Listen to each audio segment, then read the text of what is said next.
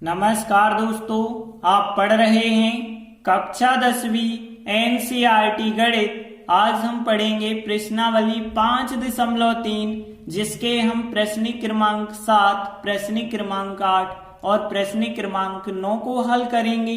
तो ध्यान से समझना। तो देखिए, पहले हम बता देते हैं समांतर श्रेणी को हम एपी कहते हैं, अरिथमेटिक प्रोग्रेशन, और इसका nवा पद या अंतिम पद दोनों का एक ही फार्मूला होता है a plus N minus one into D. और समांतर श्रेणी के योगफल के दो फार्मूले होते हैं, ये और ये। जब अंतिम पद l हमें पता हो तब नीचे वाला फार्मूला लगाना, अन्यथा ये वाला फार्मूला लगाएंगे। इतना सब आपको पता है। तो देखिए, प्रश्न 7 क्या है? उस समांतर श्रेणी के प्रथम 22 पद का योगफल ज्ञात करिए जिसमें d का मान 7 और 22वां पद 149 है। तो देखिए, यहाँ क्या क्या चीजें हमें ज्ञात हैं, पहले ध्यान देना। d का मान हमें दिया गया है 7 है और 22वां पद हमें दिया गया है a22 बराबर 149 है। और फिर देखिए, हमें ज्ञात क्या करना है? 22 पद का योगफल हमें ज्ञात करना है। s22 का मान जो है यहाँ हमें ज्ञात करना है। तो देखिए, हमने आपसे कहा था जो चीजें आपको दी जाती हैं पहले आप उन्हीं के फार्मूले यदि लगा सकते हैं तो लगाइए। तो देखिए, यहाँ पे 22वां पद 149 है और 22वें पद का फार्मूला हमें पता है a प्लस 21d, शॉर्टकट वाला फार्मूला लगाना। 22वां पद है तो उससे कम d बराबर 149। अब देखिए, यहाँ a का मान तो है नहीं हमारे पास, तो a लिखा, 21, d का मान जरूर है 7 बराबर 149। आगे सॉल्व करेंगे तो यहाँ पे 7 का गुणा 7 एकम 7, 7 दूनी 14 हो जाएगा, 149 बराबर में है। अब यहाँ से a बराबर कितना आएगा? 149 माइनस 147 हो जाएगा। तो a का मान घटाएंगे, कितना प्राप्त हो जाएगा? 2। तो a का मान आ गया 2। इसीलिए अब हमें ज्ञात करना है 22 पद तक का योगफल। और s के हमने दो फार्मूले आपको बताए थे। यदि आपके पास अंतिम पद है तो अलग फार्मूला, अंतिम पद नहीं है तो अलग फार्मूला। यहाँ हमें 22 पद तक योगफल ज्ञात करना है और 22वां पद हमें दिया गया है, मतलब ये कहलाना अंतिम पद। तो हम अंतिम पद वाला फार्मूला लगाएंगे। एस एन बराबर n बटे 2 a प्लस एल लगाएंगे। और l यहाँ अंतिम पद है और अंतिम पद का मान यहाँ 22वां पद होगा 149। देखिए, अब एस एन की जगह 22 रखना है हमें, क्योंकि 22 पद का योगफल निकालना है। तो 22 बटे 2, a का मान हमारे पास निकल के आया 2। L मतलब यहाँ पे अंतिम पद होगा जो 149 है। यहाँ पे हम कारण लिख देंगे कि चूंकि जो L है वो 22वां पद है और 22वां पद कितना है? 149 है। अब देखिए, आगे जब हम सॉल्व करेंगे 22 बटे 2 11 हो जाएगा और 149 में 2 जोड़ेंगे 151 हो जाएंगे। अब यहाँ पे 11 का गुणा जब आप 151 से करेंगे तो 1661 हमारा आंसर हो जाएगा 22 पद का योगफल। अतः दी गई समांतर श्रेणी के प्रथम 22 पदों का योग 1661 हमारा आंसर हो जाएगा। तो 7वां सवाल कंप्लीट हुआ। अगला 8वां सवाल देखिए, उस समांतर श्रेणी के प्रथम 51 पदों का योग ज्ञात कीजिए। अब देखिए, हमें s निकालना है, वो भी 51 पदों का, मतलब n का मान यहाँ 51 होगा और s ज्ञात करेंगे जिसके दूसरे और तीसरे पद, दूसरा पद हमें 14 दिया गया है, तीसरा पद 18 दिया गया है। तो यहाँ पे दूसरा पद मतलब a2 का मान यहाँ पे 14 है और तीसरा पद a3 का मान यहाँ पे 18 है। और ध्यान रखेंगे हम कि 51 पदों का योगफल ज्ञात करना है, जो कि हम यहाँ लास्ट में ज्ञात करेंगे। s 51 का मान हमें यहाँ पे निकालना पड़ेगा। तो देखिए, हमने आपसे कहा है जो चीजें आपको दी जाती हैं उन्हीं के फार्मूले यदि होते हैं तो लगा दीजिए। दूसरा पद 14 है और दूसरे पद का फार्मूला होगा a प्लस 1d और बराबर कितने के, 14 के। इसको हमने समीकरण 1 का नाम दे दिया। और देखिए यहाँ पे कहा गया है तीसरा पद 18 है, तीसरे पद का फार्मूला a प्लस 3 से कम करो तो 2d बराबर 18 के दिया गया है। तो तीसरे पद का फार्मूला a प्लस 2d 18 के बराबर है। ये हो गया समीकरण 2। अब हम समीकरण 1 और 2 को हल करेंगे और a और d के मान मिल जाएंगे, फिर हम 51 पद का योगफल निकाल पाएंगे। तो इनको कैसे हल करेंगे, यहाँ पे देखिए गुणांक समान है एक के, तो विलोपन विधि से कर दो। और विलोपन विधि से कैसे करेंगे, दोनों समीकरणों को आपस में घटाएंगे, चाहे एक में से 2 घटाओ या 2 में से 1। समीकरण 2 बड़ा लग रहा है, इसलिए समीकरण 2 में से समीकरण 1 को घटा लो। समीकरण 2 में से समीकरण 1 को घटा रहे हैं, तो a में से घटाया अलग, 2d में से 1d घटाओगे 1d आएगा बराबर 18 में से 14 घटाएंगे तो कितना आ जाएगा, 4। तो d का मान कितना आ गया, 4। और d का मान आ गया है तो d का मान समीकरण 1 या 2 में रख देना तो आएगा a का मान। जैसे हम समीकरण 1 में रखेंगे तो d का मान समीकरण 1 में रखने पर देखिए a लिखा प्लस d की जगह 4 लिखा और बराबर 14।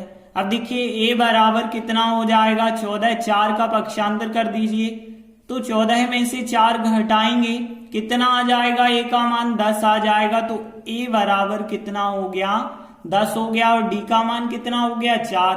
अब हमें निकालना है 51 पद का योगफल, तो इसीलिए अब हम योगफल का फार्मूला लगाएंगे। अब योगफल के 2 फार्मूले होते हैं। अंतिम पद कहीं है क्या आपके पास, देखिए 51 पद का योग निकालना और 51वां पद आपके पास नहीं है, तो फिर अंतिम पद वाला फार्मूला हम नहीं लगा पाएंगे। हमारा फार्मूला होगा Sn बराबर n/2 2a plus n-1 into D. ये वाला फार्मूला हमें लगाना पड़ेगा। अब देखिए हमें 51 पद का निकालना है, तो n की जगह 51 लिखेंगे, तो यहाँ पे 51/2 होगा 2। a का मान है 10 तो 10 लिख दिया, n का मान 51 लिख रहे हैं, 51 माइनस 1, और d का मान कितना आया है, 4 आया है, तो d का मान हमने 4 रख दिया है। आगे सॉल्व करते चलिए, तो 51/2 आपस में नहीं कट पा रहे हैं, 10 का गुणा 2 से कर दो तो 20 आएगा।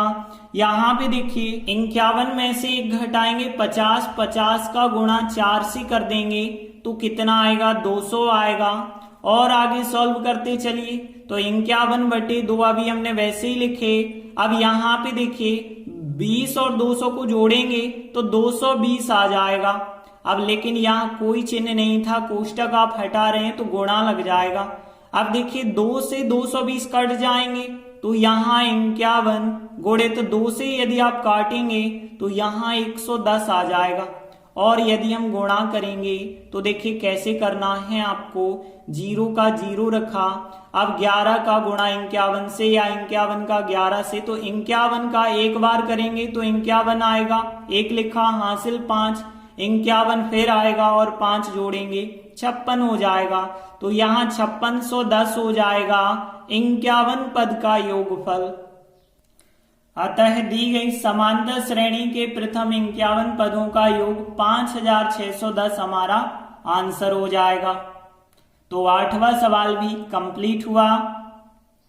अगला 9वां सवाल देखिए, यदि किसी समांतर श्रेणी के 7 पदों का योग 49 है, 17 पदों का योग 289 है, तो हमें इसके n पद का योगफल बताना है, क्या होगा। अब देखिए यहाँ क्या क्या दिया गया है, समांतर श्रेणी के 7 पद का योगफल कितने के बराबर है, 49 के बराबर है, और 17 पद का योगफल जो है 289 के बराबर है, और हमें n पद का योगफल ज्ञात करना है, Sn का मान हमें बताना है क्या होगा। तो देखिए हमने आपसे कहा है जो चीजें हमें दी जाती हैं उन्हीं के फार्मूले लगाते हैं। S7 दिया गया है 7 पद का योगफल। अब योगफल के 2 फार्मूले होते हैं, लेकिन कहीं अंतिम पद नहीं दिया गया है, तो फिर अंतिम पद वाला फार्मूला हम नहीं लगा सकते। फिर कौन सा फार्मूला लगाना पड़ेगा? ये वाला formula n/2 2a + n - 1 × d।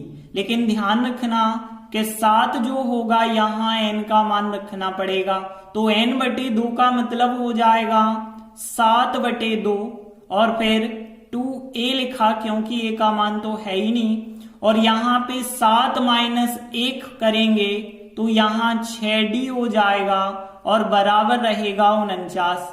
और यहाँ पे और आगे सॉल्व करेंगे तो देखिए 7/2 का हम उस तरह पक्षांतर कर लेते हैं, तो यहाँ 2a + 6d बराबर 49 है। 7/2 जब उस तरफ जाएंगे तो 2/7 बन जाएंगे। अब देखिए यहाँ पे देखें 7 से 49 7 बार कट जाएंगे, 7 बार कटे 7 × 2 तो यहाँ पे 14 हो जाएगा।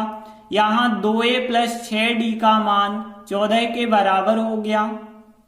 अब देखें पूरे में 2 से भाग जाता है, तो 2 का भाग करेंगे तो केवल 1 आएगा, और 6d में 2 से भाग करेंगे तो 3d, और 14 में करेंगे तो 7 आएगा। इसको हमने समीकरण 1 का नाम दे दिया। तो देखिए अभी हमने केवल इसको सॉल्व किया है समीकरण 1, अब इसको भी सॉल्व करेंगे। तो हमने लिखा तथा हमें दिया गया था कि 17 पद का योगफल 289 है। अब देखिए योगफल का फिर आपको यही फार्मूला लगाना है। कौन सा formula? n/2 2a + n - 1 × d। लेकिन ध्यान रखना यहाँ 17 रखना होगा n का मान, तो यहाँ पे फिर आएगा 17/2, n/2 की जगह 17/2, फिर आएगा यहाँ पे 2a, फिर प्लस अब n - 1, n की जगह 17, 17 - 1 16 हो जाएगा, 16d आएगा यहाँ पे, तो 16d हमने लिखा बराबर में 289 ही लिखते चलना होगा। अब देखिए यहाँ 17/2 का हम पक्षांतर कर सकते हैं, तो 2a + 16d बराबर यदि हम देखें तो 289 है। 17/2 इस तरफ लाएंगे तो पलट के 2/17 हो जाएंगे, क्योंकि गुणा की संख्या बटे में चली जाती है। अब देखिए हम यहाँ पे काट देंगे तो 17 से 289 को काटेंगे, 17 बार कटेगा, और 17 × 2 करेंगे तो यहाँ पे कितना आ जाएगा? 34 आ जाएगा। फिर हम देखें पूरे में 2 से भाग जा रहा है, तो 2 से भाग फिर देंगे तो 2a में 2 से भाग दिया तो 1a, 16d में 2 से भाग देंगे 8d, और 34 में भाग देंगे तो 17 आएगा। ये हो गया समीकरण नंबर 2। अब देखिए समीकरण 1 और 2 को हल करके हम a और d के मान ज्ञात करेंगे, तभी हमें s n का मान ज्ञात हो पाएगा। तो a और d के मान कैसे ज्ञात करेंगे? विलोपन विधि से। देखिए यहाँ a और a के गुणांक तो समान हैं, इस वजह से हम दोनों समीकरणों को घटाएंगे। समीकरण 2 यहाँ बड़ा है, तो समीकरण 2 में से समीकरण 1 को घटाते हैं, तो समीकरण 2 में से समीकरण 1 घटाएंगे तो a में से 1 अलग हो गया, 8d में से 3d को घटाएंगे तो 5d आएगा, बराबर में 17 में से 7 को घटाएंगे 10 आ जाएगा, 5d बराबर 10 आ गया, तो d बराबर हो जाएगा 10/5, और 10/5 मतलब यहाँ पे d का मान कितना आ जाएगा? 5 दूनी 10, 2 बार भाग जाएगा, तो d का मान 2। अब d का मान हम समीकरण 1 या 2 किसी में भी रख दें, जैसे हम समीकरण 1 में रख देते हैं, तो d का मान समीकरण 1 में रखते हैं तो a लिखा, फिर 3d की जगह पे 2 रखेंगे बराबर 7, तो यहाँ a 3 और d की जगह पे हमने 2 लिखा है, बराबर में 7 लिखा है। अब देखिए यहाँ a 3 दूनी 6 बराबर 7, तो a बराबर कितना आ जाएगा? यहाँ 7 - 6, और 7 में से 6 घटाएंगे तो a का मान आ गया 1। अब देखिए a आ गया और d आ गया। अब हमें निकालना क्या है? Sn निकालना है, तो इसीलिए Sn बराबर, अब Sn के 2 फार्मूले होते हैं, अंतिम पद कहीं नहीं दिया गया तो अंतिम पद का बिल्कुल ना लगाएं। कौन सा फार्मूला लगेगा? n/2 2a + n - 1 × da वाला फार्मूला हमें लगाना पड़ेगा। n का मान तो n ही रखना है, क्योंकि n पद का योगफल कहा गया है। अब देखिए 2, a का मान 1 आया, 1 रख दो, n-1 लिखिए क्योंकि n का मान n ही है। d का मान कितना है 2 है तो 2 रख दीजिए और आगे जब सॉल्व करेंगे तो n/2 रहेगा। यहां 2 का 1 से गुणा करेंगे तो 2, फिर 2 का n से गुणा कर दिया तो 2n, 2 का -1 से माइनस के 2, अब -2 + 2 क्या हो जाएंगे यहाँ पे कट जाएंगे, तो यहाँ पे फिर 2n बचा होगा तो इंटू 2n लिख देते हैं और 2 से 2 कट जाएगा तो n और n बचे होंगे, n और n का गुणा करेंगे तो n वर्ग हो जाएगा। तो Sn का मान कितना हो गया फिर n वर्ग, यही हमारा उत्तर होगा। अतः दी गई समांतर श्रेणी के प्रथम n पदों का योग Sn बराबर n वर्ग हमारा उत्तर हो जाएगा। इस प्रकार से 9वां सवाल कंप्लीट हुआ। धन्यवाद।